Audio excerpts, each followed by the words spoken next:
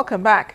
I think it's safe to say the strongest candidates have remained in the U.S. race to the White House. I'm talking about Hillary Clinton and Bernie Sanders on the side of the Democrats, and Donald Trump, Marco Rubio, and Ted Cruz on the side of the Republicans.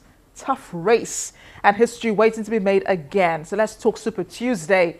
Hillary Clinton and Bernie Sanders were out across the southern United States to solidify their votes ahead of the big day. While Mrs. Clinton is pushing her campaign based on continuation of some of President Barack Obama's legacies, she's also campaigning on a warning that voters stay away from Donald Trump. Mrs. Clinton has never hidden her confidence of winning Donald Trump at the polls in November. She told Americans in Alabama the consequences of a Trump presidency. Yes, we elect our president, but that person becomes, in many ways, the leader of free people and free markets and opportunity around the world. So you do have to be careful about what you say and how you say it. The former Secretary of State won big in South Carolina because of the need to prove the strength of a diverse southern firewall and restore her position as the undisputed frontrunner in the Democratic race to the White House. You will work as hard as you can to turn out as many voters. During her campaigns, she has appealed to African-American voters who still remain divided in early voting on Saturday. Who did I vote for? Sanders. And why is that? Because Hillary is polarizing. She hadn't been showing herself, to be honest. Just the Clinton history. Hillary was the best choice for me. Personally, it was between her and Bernie, and I believe Hillary's experience speaks for her. She's had a lot of years in the White House, both as a first lady, as a senator. She has just done a great job, and anyone but Donald Trump. Rival Democratic candidate Bernie Sanders has also cautioned against Donald Trump in being in the White House. I believe that Donald Trump's idea of dividing us up is a horrific, un-American idea. I believe that not only can we win this Democratic nominating process, but we can defeat Trump and defeat him soundly.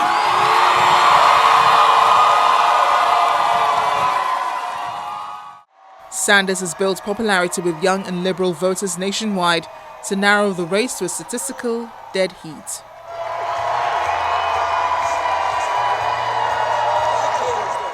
A self-described socialist, Sanders has campaigned on raising taxes on the wealthy, more accountability from Wall Street, and a state-administered health system. If elected, the 74-year-old Democratic hopeful will make history as the oldest person to ever take over the Oval Office, as he would be 75 when he takes the oath of office in 2017. No time was lost on the part of the Republican candidates, to whom the real race is not beating the Democrats but in winning against each other. Marco Rubio and Ted Cruz already have a common enemy, who is Donald Trump. He's been leading in the last three major elections and hopes to add Super Tuesday to his kitty.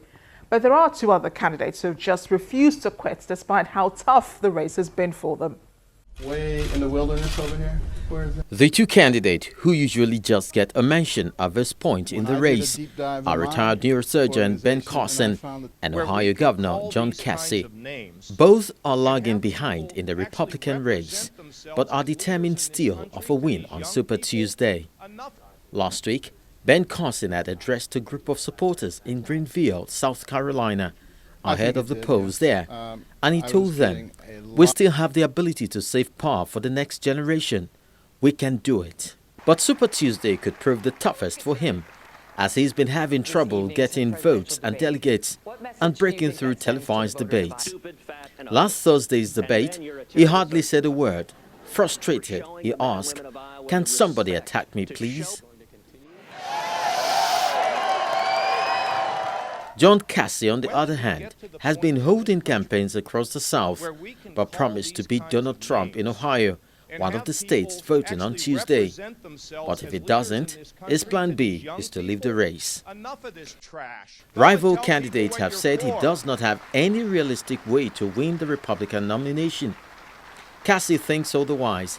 He contends he is the party's next hope to stop Donald Trump and not Marco Rubio, who during the campaign in Kennesaw, Georgia, accused Trump of being a con artist. The stakes are giving control of the party of Lincoln and Reagan, of the conservative movement, and ultimately of the United States over to a con artist. That will not happen. I make this promise to you today. I will do whatever it takes. I will campaign as long as it takes. I will stay in this race as long as it takes. He later promised supporters that he would stay in the race as long as it takes to beat Trump. And the next president of the United States, Mr. Donald J. Trump. Speaking of which, Donald Trump wasted no time hitting back at his rivals during a rally in Bentonville, Arkansas. I will address, little Rubio. This guy has a fresh mouth. He's a very nasty guy. And I actually thought that Ted Cruz was a liar, but Rubio is worse. I mean, he's worse. And I must tell you, one of the reasons I love having Chris, and Chris called me a couple of days ago, said, you know what you have is a movement. I've never seen anything like it. He said, and he's a pro. He's one of the real endorsements that I wanted. And he called me. I would have called him. I was sort of like getting ready to call him. And out of the blue, Chris called. And he said, I want to endorse you and your campaign. I've never seen anything like it. And many people have never seen anything like it. The billionaire businessman recently received endorsement from New Jersey Governor Chris Christie, who said he has the best chance of beating a Democratic rival to the White House.